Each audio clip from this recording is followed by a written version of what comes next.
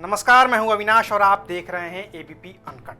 नवाज शरीफ पाकिस्तान के 3 बार के प्रधानमंत्री, 3 साल पहले तक पाकिस्तान के सबसे ताकतवर इंसानों में से एक। लेकिन आज हालत ऐसी है कि अपने ही देश ने उनको भगोड़ा घोषित कर रखा है। इसलिए अहम सवाल ये है कि आखिर पिछले करीब 3 साल के दौरान ऐसा क्या बदला और ऐसा क्या हुआ कि जो आदमी जुलाई 2017 तक देश का प्रधानमंत्री था, अब वही आदमी उस देश का वांछित भगोड़ा बन गया है। आखिर क्या किया था नवाज शरीफ ने और क्यों अब पाकिस्तान सरकार की ओर से नवाज को भगोड़ा घोषित किया गया है, इसी पर मिलेगा आपको आज का बिन मांगा ज्ञान।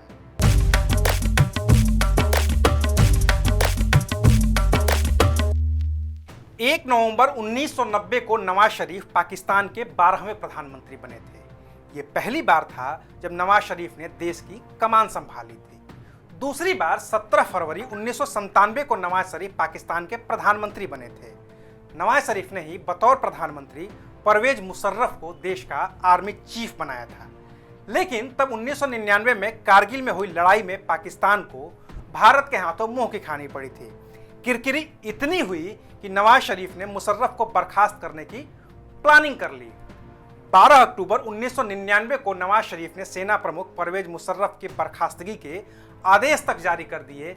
लेकिन इस आदेश का पालन करता कौन, क्योंकि सेना तो मुशर्रफ के साथ थी और मुशर्रफ पहले से तय करके बैठे थे कि अगर नवाज शरीफ उनके खिलाफ एक्शन लेंगे तो वो सेना की मदद से नवाज को ही उनके पद से हटा देंगे। हुआ भी यही। सेना ने प्रधानमंत्री नवाज शरीफ को घेर लिया। सारे बड़े एयरपोर्ट्स बंद कर दिए गए। सरकारी अखबार, रेडियो और टीवी चैनल तक पर सेना ने अपना कब्जा कर लिया। रात के वक्त परवेज मुशर्रफ टीवी पर आए और तब देश को पता चला कि अब पाकिस्तान में इमरजेंसी लग गई है और पूरा देश मिलिट्री शासन के हवाले हो गया है। प्रधानमंत्री रहे नवाज शरीफ को गिरफ्तार कर लिया गया था। उनके खिलाफ अपहरण, हत्या की कोशिश, प्लेन हाईजैकिंग, आतंकवाद और भ्रष्टाचार के मामले में आर्मी कोर्ट में ट्रायल शुरू हुआ। नवाज के वकील जो कोर्ट में पक्ष रख सकते थे, उनकी गोली मारकर हत्या कर दी गई। स्पीडी ट्रायल करके मिलिट्री कोर्ट ने नवाज शरीफ को उम्र कैद की सजा सुना दी।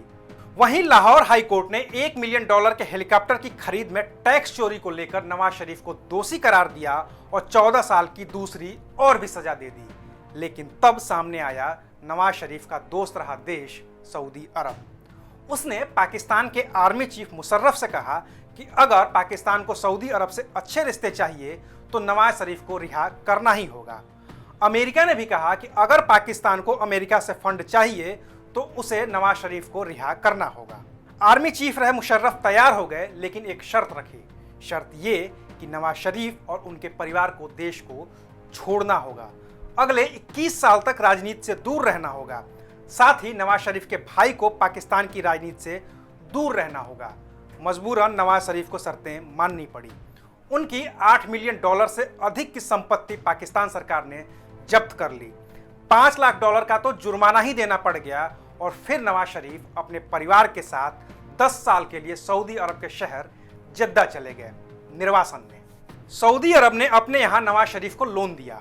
उस पैसे से नवाज ने सऊदी में स्टील की मिल शुरू की। फिर 23 अगस्त 2007 को आया पाकिस्तान की सुप्रीम कोर्ट का फैसला। फैसले में कोर्ट ने कहा कि नवाज शरीफ और उनके भाई शहबाज शरीफ पाकिस्तान लौटने के लिए स्वतंत्र हैं और वो जब चाहें पाकिस्तान लौट सकते हैं। 10 सितंबर को नवाज शरीफ ने पाकिस्तान लौटने की कोशिश की।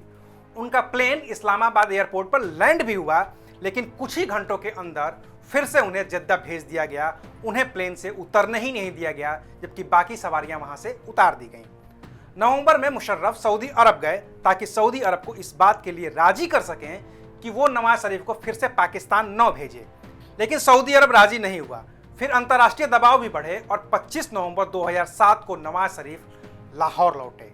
उस वक्त हजारों लोगों की भीड़ ने नवाज शरीफ का स्वागत किया, उन्हें कंधे पर उठाया और पूरे एयरपोर्ट पर घुमाया। जनवरी 2008 में पाकिस्तान में चुनाव होने थे। नवाज शरीफ ने चुनाव का बहिष्कार किया। इसी दौरान पाकिस्तान की पूर्व प्रधानमंत्री रही बेनजीर भुट्टो की दिसंबर 2007 में गोली मारकर हत्या कर दी गई थी। फिर नवाज ने बेनजीर भुट्टो की पार्टी के साथ गठबंधन किया और चुनाव में जीत हासिल कर गठबंधन की सरकार बनाने में कामयाब हुए। इस सरकार ने राष्ट्रपति रहे मुशर्रफ को पद से हटाने के लिए महाभियोग का प्रस्ताव लाया और फिर महाभियोग वहां के संसद में शुरू कर दिया गया।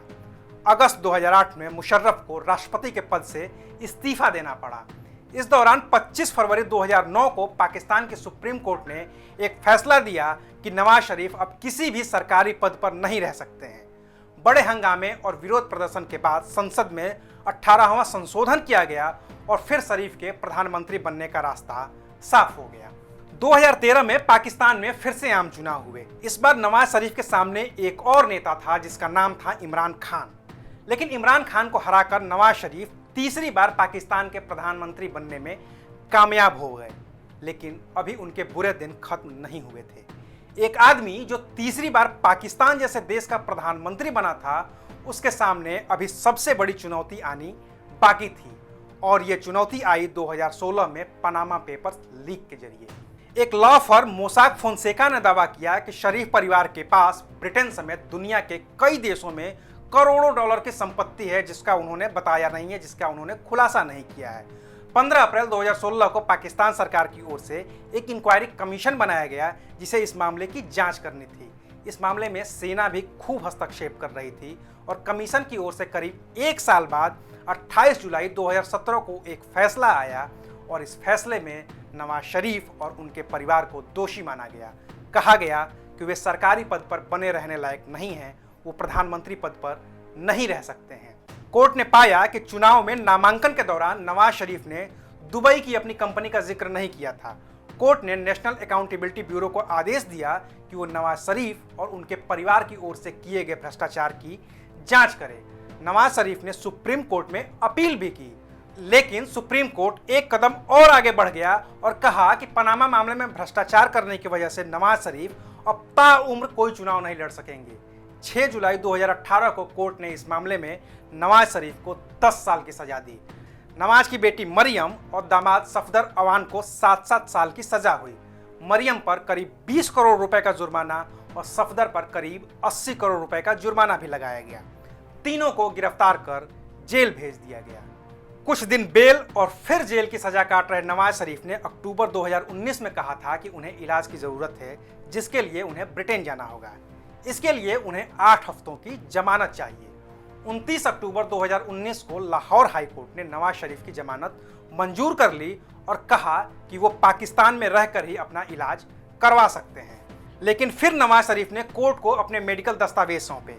इस आधार पर लाहौर हाई कोर्ट ने नवाज को 16 नवंबर को ब्रिटेन जाने की इजाज़त दे दी और कहा कि वो ब्रिटेन में 4 हफ्ते में अपना इलाज करवाएं और फिर पाकिस्तान वापस आ जाएं। नवाज शरीफ इलाज के लिए ब्रिटेन चले गए। 15 दिसंबर 2019 तक उन्हें पाकिस्तान वापस लौटना था, लेकिन वो नहीं लौटे।